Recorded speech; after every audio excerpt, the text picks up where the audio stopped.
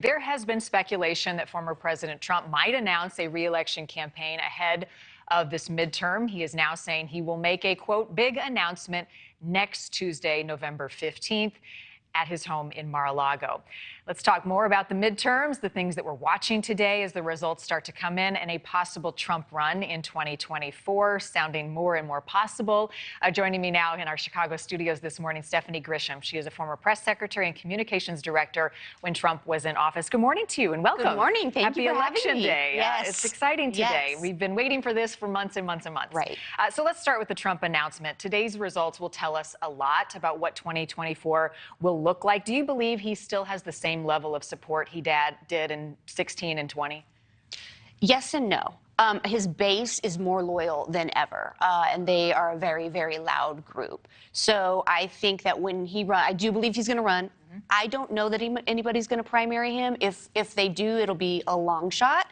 And then, we'll see what happens. Certainly with the midterms coming up, I think seeing who wins each midterm and if a lot of the people he endorsed win, I think that's going to also kind of propel him to the presidency. Based on what happens today and in the next couple of days with the results, anything that would delay that announcement now that he's put an official date on it? In my opinion, absolutely not. I think he wanted to announce last night, to be honest with you.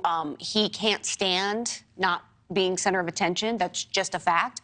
I don't think he wants anybody else in there. I think he had his little Ron DeSanctimonious nickname the other night. I think he's trying to keep people out. I also think that he is, trying to be able to turn his legal woes political. He's going to, say everything's political once he's a nominee. Is Ron DeSantis a roadblock for Trump? I don't think so.